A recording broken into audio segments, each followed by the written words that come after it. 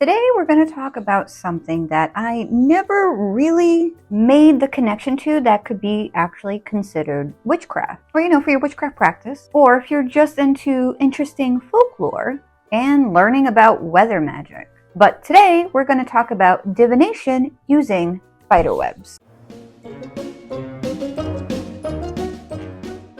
Now, when I was little, on both sides of my family, I was taught this, I guess you could say. One side of my family is very nature-based, bushcrafting, survival, reading the land types of scenarios. And then on the other side, it was just mainly my grandfather who taught me this, who, gardened, who had explained it to me. And one time when I was doing it kind of recently, I was like, oh my gosh, is this folk magic? How have I never noticed this before? So during the fall months is when people seem to notice spiders the most, right? Because they're trying to find a place that's warm. So I don't know if it's the same now as it used to be when I was on social media. But before, in all the witchy and witchcraft groups online, this time of year, everyone would be seeing spiders and posting about them and asking what their meanings were, if seeing spiders were a sign. And it was every post was I saw a spider, what does this mean? I saw a spider, what does that mean? And hopefully that's changed a little bit. We kind of Occam razored that to be, it being somewhere warm, they're coming inside. So maybe those posts have kind of died down, but I was never the type of person to pay attention to the spiders. So maybe that's why I noticed those posts more, because with everything that I was taught, I always paid more attention to the actual spider webs. And I still do.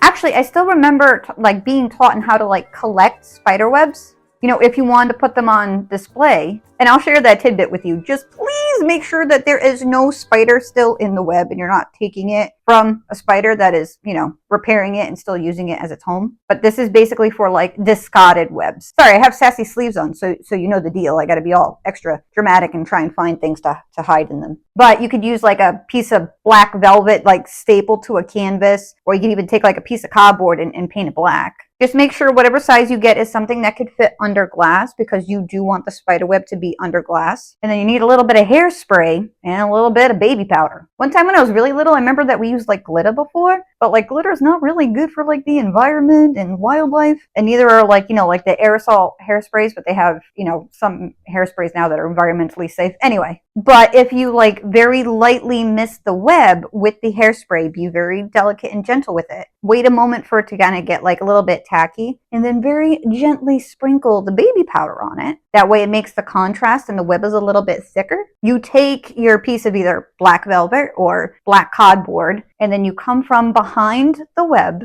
and you take it and you just very gently pull it onto the frame, and then you just stick it in glass. And voila! You have an awesome spider web to put on display if you wanted to. Not the point of this video, but since I just thought of it. I can't remember if that was my great aunt on my dad's side who taught me how to do that, or if that was my grandfather on my mom's side. But yeah, if you ever wanted to frame spider web, that's how you would do it. Well, how we would do it. But anyway, we could talk about using spider webs and cobwebs in your spell work and your magic at another time. Let's get to what I mean by using spider webs as divination. I'm sure a lot of you guys are kind of familiar with the Farmers Almanac. You know why there's general names for each moon in the northern hemisphere, well, North America, predicting the weather for the seasons and such. A lot of different things were used for lack of a better word of describing it, divination for the upcoming seasons. And one of them was reading spider webs. Sure, a few of you guys have probably heard this before, or maybe it's starting to ring a bell. I think the most famous of the folklore is when spiders weave their webs by noon, fine weather is coming soon. Any of you guys ever heard of that before? Or maybe the one that doesn't seem to rhyme, but large spider webs in the fall and the end of summer means a cold winter ahead. Because they're building a bigger, I almost said net, and then I almost said nest, web, to get them to stock up on prey. I remember this one time when I was really little, and I was fishing with my dad in this spot that we used to go to in the woods all the time. And where we used to go, it was surrounded by trees, and it was in a very woodsy spot, even though there's other open spots. But anyway, it was a sunny blue day, not sunny blue, you know what I mean, blue skies, and it was sunny. And I was really little and we were fishing. So I had a baba on mine, or some people call them dabas, or like they call them in different things, different places. We call them a baba, like the little yellow and white ball or white and red, or you know what I mean, the colored one. That way if you get a bite, it goes under the water. So I would go back and forth between playing and, you know, checking up on my pole so I didn't have to just stand by my pole. And over on the trees next to us, my dad pointed out like this huge spider web. And there was a really big, I want to say like orb weaver sitting in the middle of it. And he was pointing to it and he was showing me like how it was slowly like leaving the web. It was like crawling down and it was like fixing its web, and the anchors, like the tethers for where the webs are, you know, how it like sticks out to things. It was making that, instead of it long, it was making it shorter, like adding more structure to the web so that the tethers would be really short. You know, and then it fixed its web and it slowly just started to move away after that. And even though it was like sunny and stuff, he was like, Chris, my dad calls me Chris. He was like, we might have to leave soon. And I was all like, why? And he was like, I think it's going to rain. You know, and he was showing me like how the spider had made its web stronger. And the strands, like the tether strands got shorter. You know, and the spider left the web, but we couldn't see it anymore. So, you know, we just started packing up and wheeling everything in, breaking down the poles, and then the wind started to pick up and the leaves started to flip. So when leaves flip, that's a sure sign of rain because they flip over to absorb the water. You know, so that's another sign of rain. And I was just like, wow, the spider was right. It's magic. What do you mean? And when we were halfway home, that's when we had like a summer thunderstorm because of all the humidity. It's a really cool memory. But I was like, oh my gosh, it's just like magic. You know what I mean? I remember my great uncle would keep all these spiders in his garden. Well, gardens, I should say, because he had multiple, you know, to keep away the other bugs. And he even want like me to play with like the ladybugs since they protected his garden. That's actually how I heard that whole entire ladybug rhyme. That was from my great aunt, actually. That I remember like was from her. That whole ladybug, ladybug, fly away home. Your house is on fire and your children are dying. Everyone else says it different, but like I distinctly remember her always saying dying for her children, because the first time I heard it, I started crying. And I was like, where are her children? We need to go save them. We need to go now. Like, I was so emotional about it. There's so much folk magic in nursery rhymes. Anyway, sorry, I am so off topic. Okay. For spider webs, there are a lot of these. There's like, if spiders are many and spinning their webs, then like the spell will soon be dry because the weather's nice. The spiders are now out spinning their webs. It's like another like similar version to that one. Basically saying that like if the webs on theirs dry, that's not proper English. That if the dew on their webs like kind of evaporates, you know, kind of quickly, the day's going to be nice. Now, going back to that memory, which we could actually kind of use as like a perfect example for this, it's one of those like folklore tales that if the spider leaves like the middle of its web, or just basically kind of like leaves its web off to the side, that it's going to rain. And then there's another folklore one that if it makes like the anchors, like the tethers like shorter so they're stronger and repairs the web, that it's gonna be kind of like rough weather, and we ended up having like a thunderstorm. But if they make like their strings longer, it's going to be really nice weather. I don't know, I always had thought of it as, you know, like really cool, and no other quick way of just quickly checking the weather when I'm out in the woods. You know what I mean? Like checking to see if like it's going to get even more humid from the way that the spider webs are, if the spiders are there, if it's going to be raining soon, if I should be like heading out of the woods, you know, just kind of quickly looking at them when I'm on a hike to kind of plan my day. Sorry, one of my neighbors are pulling in and making eye contact through my very open window as I talk to nothing. Well, technically I'm in your house right now, but like I'm not there at the time of me. I'm not in your house. You know what I mean? Okay. With you watching this, I'm probably in your house. Still doesn't sound right. But anyway, what's also really cool is that there might be some science to back this up. For example, spider webs are really delicate. While they're strong, they're delicate in certain ways. Like if there's a lot of humidity in the area where the web is, the webs can then hold on to all of that water and absorb it and eventually like tear. And since spiders themselves are so sensitive, they can sense atmospheric pressure, barometric. They can tell when it's going to rain. They can tell like the pressures in the system, if there's going to be a lot of humidity. You know what I mean? You know the words I'm trying to say. Also, like another little fun fact that can like correlate with like weirdness and spookiness. I can't talk now. This is like my little tidbit from like my paranormal investigator side, which you might be wondering like what the hell? But ballooning spiders, like the ones that like, you know, pew, pew, pew, shoot out their threads to like catch the wind. They are super sensitive to EMF, electromagnetic fields. And once they sense a spike in the EMF, aka electromagnetic field, they'll actually shoot out their webs to like ride that wave. Ride that wave. Oh, that was so hard to say. But they'll hang on to it and follow it. So with that weird tip, if you see a lot of those types of spiders in your area, or like in a weird spot, maybe, do a check. If you have any of these, this one is an alarming one. This will check. Again, I have a magnetic bracelet. This one is a digital one. I hate that sound. And then 2 of the very classic EMF detectors too.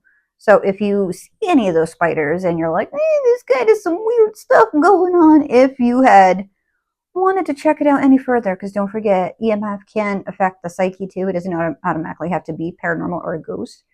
But maybe check if you see a lot of those. Also, speaking of weird things, I know like in my childhood egregore video, I talked about that weird thing with streetlights, and electricity, like high voltage syndrome. Fire ants are drawn to electricity, like insanely drawn to electricity. So if you got any weird electrical things going on, maybe check for some fire ants. All right, that's enough of the paranormal investigator stuff. Anyway, do you know that spiders also build their webs according to noise? I know you're probably like, just tell us how to do it. I'm just giving some background here on all the different things that can affect spider webs. But like noise will both affect how they build their webs and where they build their webs. I just got the clip of the spiders building the webs on substances in my mind. Have you ever seen that? I seen it here on YouTube like forever ago. Remember the first time I watched it, I thought it was like a legitimate study, and they gave all these spiders all different types of substances, and like one was building a hammock, and it just progressed and got more and more out of control, and one was just partying, and then like spider police show up. It started off like so normal looking and it escalated. If I could find it, I'll link it in the description, because from what I remember, it was pretty funny. But going back to noise. In recent research, scientists found that spiders that were like raised or in noisy, loud environments built web that transmitted vibrations completely differently from spiders that lived in more like quiet, rural settings. The urban spiders tend to build webs that kind of like dampen or like filter out background noise so that they're like biologically important vibrations stand out. Rural spiders, when subjected to sudden noise, will build webs that boost signal to noise at certain frequencies, almost like turning up the vibrations to hear it better. Isn't that wild? Like there's another study that looked at what would happen if like the supports for the webs are moving, like branches, leaves, that type of thing, as opposed to like more rigid anchors. And some types of spiders, it didn't matter, while others type didn't, so it's kind of like it varies. But kind of going back to sound, which don't forget I did 2 different videos on a sound in your witchcraft practice. I'll link up one here. I think it's on this side, whatever side that it's up, and then I'll link up the other one. But kind of going back into sound with spider webs, if they were near roads that had more like traffic disturbances, it also affected like the size of their web. And like weirdly also like their mesh pattern, like the way it the way the web looks. In other words, the more area with like disturbances, the more altered the web parameters are going to be. So the more like funky it's going to look. Alongside the biology, human cultures have long seen like spider webs in general, like spiders and their webs, as more than just like their homes and traps. They carry symbolism like omens and obviously divination. I'm probably going to butcher some of these names, so everything that I'm leaving about, I'm going to put the text on screen. I'm just going to give you some bullet points. That way, if you want to do some more deeper research, you can. But it was the pre-Incan shamans in like Highland Peru. Spiders were like consulted as their oracles, observing their movements and like how their webs would fall. They used that as their divination. And among like the Mayans, like Maya, the spider and like the spider web is like symbolic of the placenta. of the goddess. I'm going to butcher the name. Ixchel. I'm going to put it on screen. I am so sorry if I'm saying it wrong. I could barely even speak English. I can only speak sarcasm fluently. But it's linking creation, birth, and weaving of the fate. And in China, during the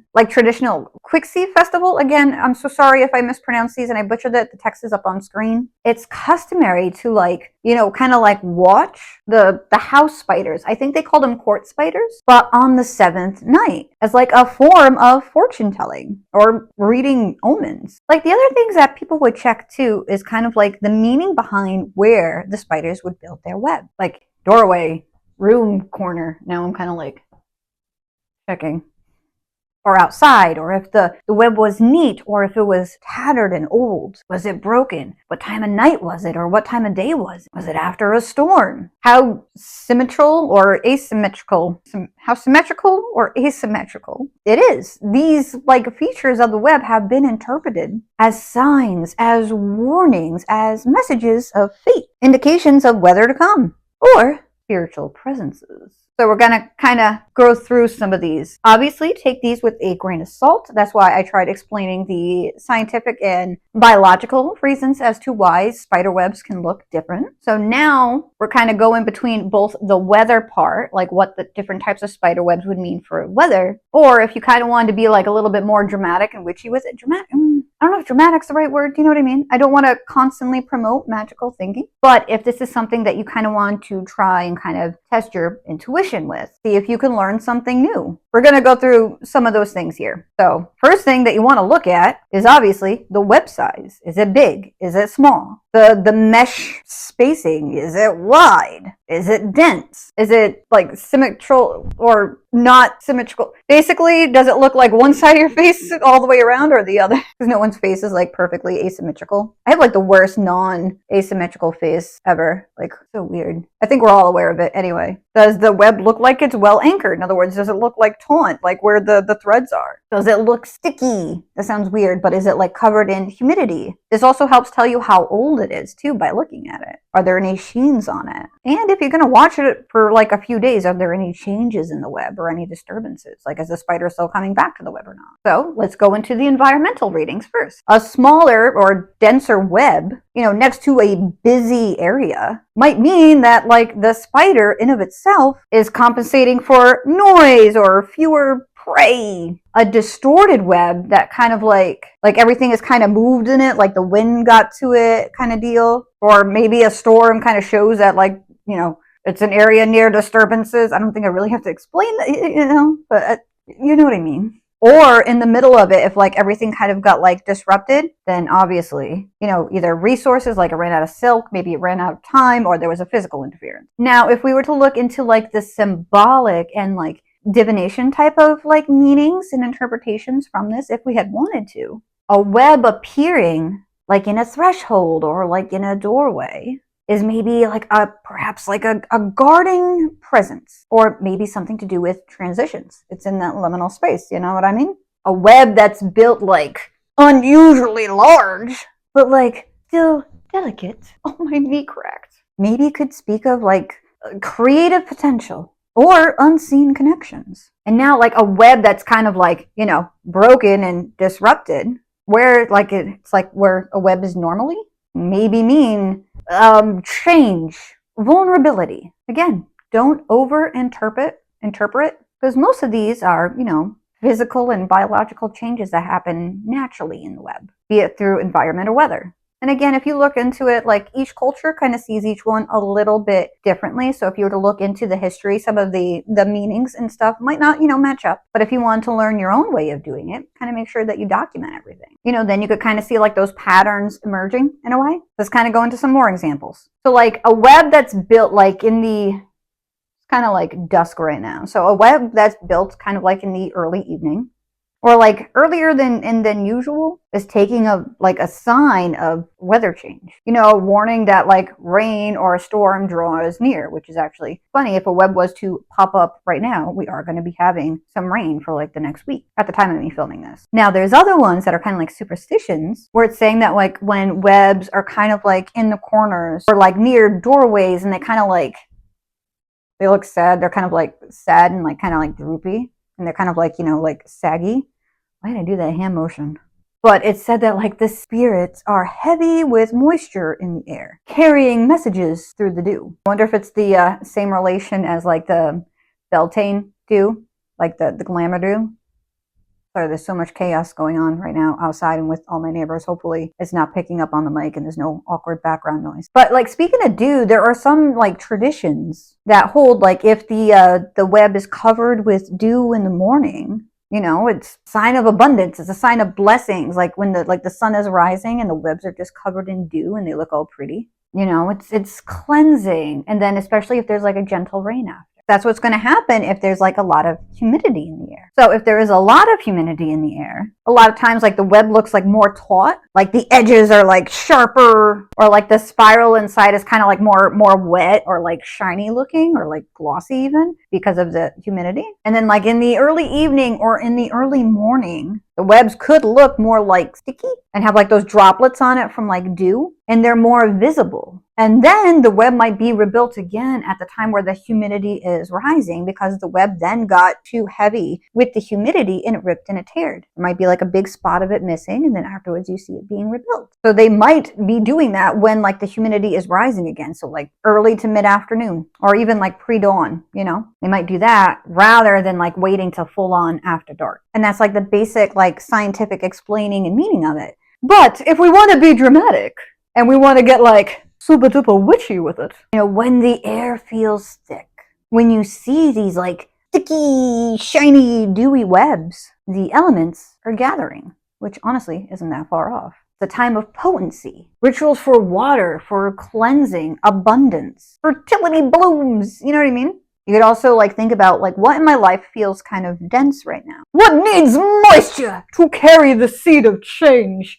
You don't have to be that dramatic. But again, because normally it's a sign of either high humidity, which is a lot of water, which has to do with like emotions for the most part, or it's going to rain. And during rain is when a lot of people do like their cleansing spells or their cleansing work. Or that's when they want to like gather that rainwater. All right, let's do a few more. Because spiders, detect the change in barometric pressure, humidity, even the wind, during that time, spiders are going to build their webs earlier, reinforce their webs, choose to build them in a more like sheltered place, or like where like their tether anchor points are more protected, or even build like smaller, more like robust webs to resist all the weight of the raindrops. You know what I mean? Like adding more mesh into it. That way, like everything is kind of equaled out instead of making a little tiny thing. It might even dismantle or like leave parts of the webs that get destroyed. So during that time, if you see like webs built closer to the ground, like different than like ground spiders, but like if you were to see like webs built a little bit closer to like the ground, or like under places of protection, like under certain branches, under like rain guard, things like that, there's like thicker frame lines, reinforced shorter anchor threads, and fewer like delicate stretches. They may be rebuilt sooner, before like even the nighttime hit. And again, they might be more tightly drawn, more taut.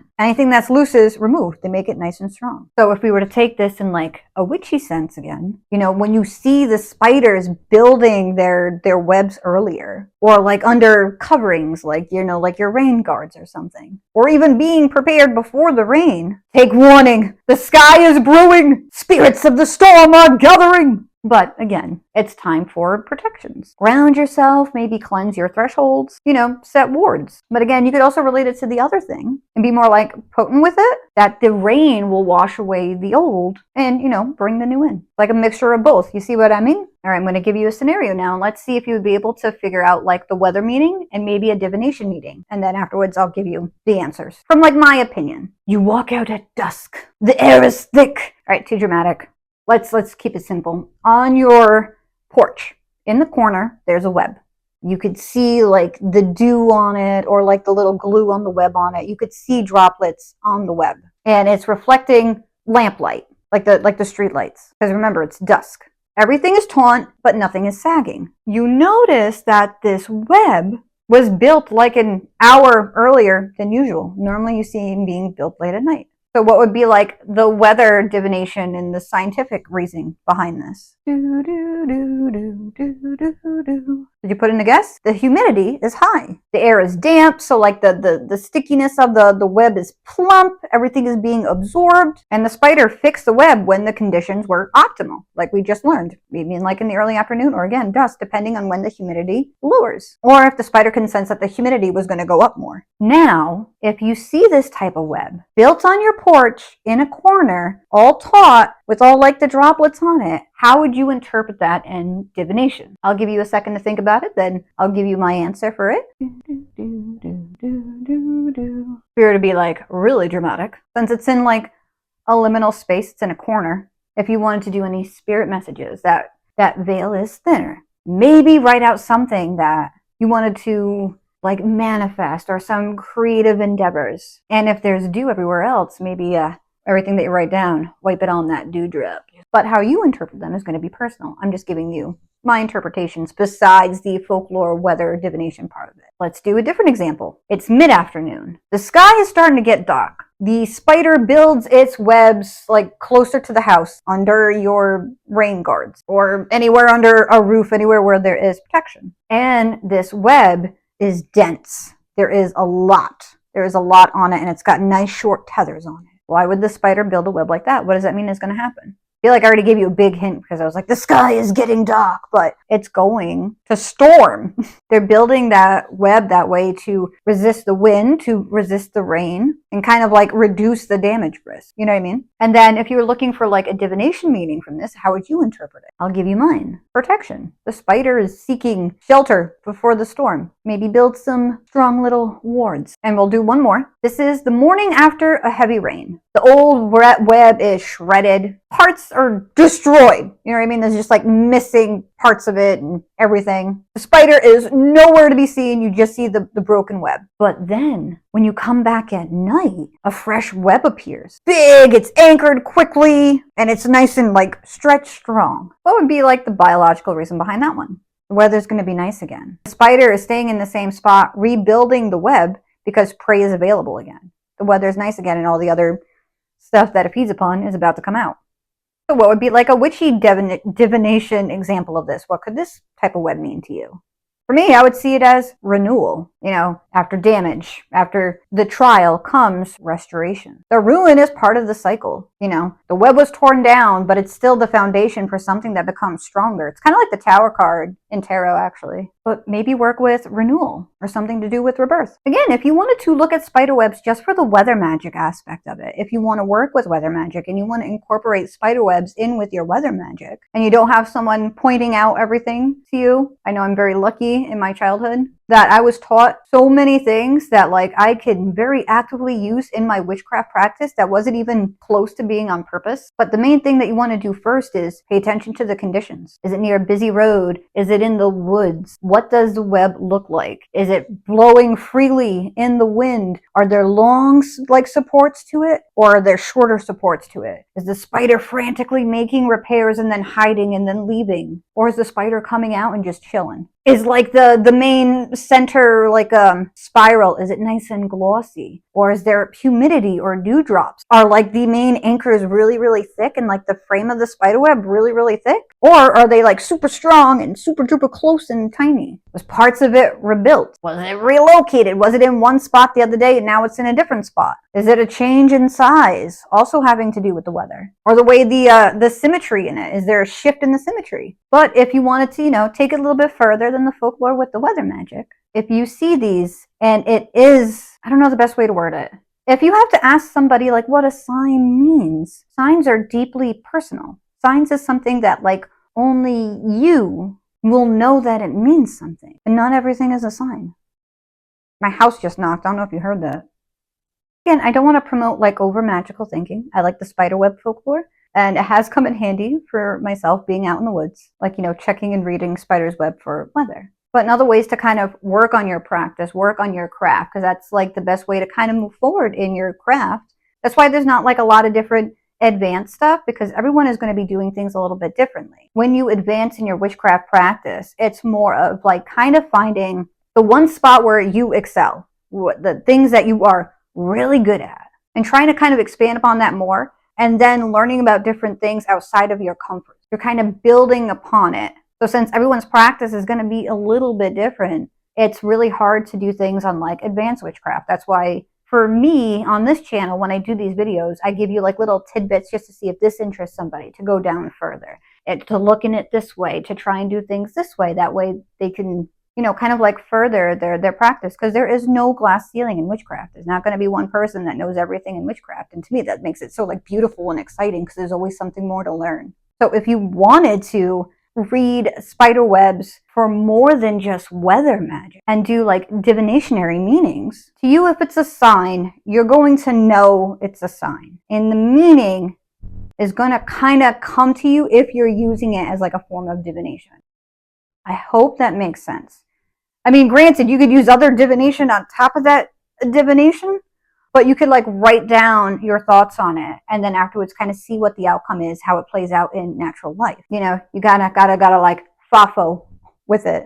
The best way to get further in anything is through experience, to again try out different things. I really hope that some of you guys found this stuff interesting. This honestly could have been an even bigger, deeper dive, but like I know some people aren't fond of spiders, and that's totally okay. And for the people who did find this interesting, now you have something to look into a bit deeper. And if you want to, I would suggest to, you know, start furthering your researches is to start with the Farmers Almanac and insect folklore. That's a thing if you weren't aware of it. I'm pretty sure most of you guys are aware of it. But yeah, insect folklore is a thing. You guys know how crazy into folklore I am. And then after that, you could look at all the different studies and how spiders react to atmospheric and biometric pressure, you know, such and so on. That way, if you wanted to use this for weather magic, you absolutely can. Weather magic is awesome. I actually wanted to make a weather magic video on creating a new tool to use in weather magic. Well, it's not a new tool, but like to make a new tool for me since I no longer have this. But most people know what this is, but they only thought of it as a toy and not actually as an instrument in like weather magic in other cultures and conditions, which was really funny to me when I was kind of looking at it. I was like, oh yeah, no, this is a ritual tool for weather magic. This isn't a toy. And it was like, what? So I want to do a video making one of those because it's like the simplest thing in the world to make, mostly if you have the tools. But anyway, then if you wanted to look into further divination with your spider webs, you know, for your own personal interpretations, you can. Well, saying that out loud sounded like such a weird, cliche, cartoony witch thing to say. Using your spider webs as your own personal divination tool. Like I'm finally just kind of like hearing myself. And that sounds so cliche, like cartoony witch, but I don't know another way to explain it. But anyway, you guys know what I mean. Whatever, it's already been said. Anyway, I hope you're having a wonderful day, evening, night, energy, space, no matter what time of day it may be when you are watching this. And I really, truly hope that good things happen to you. Bye!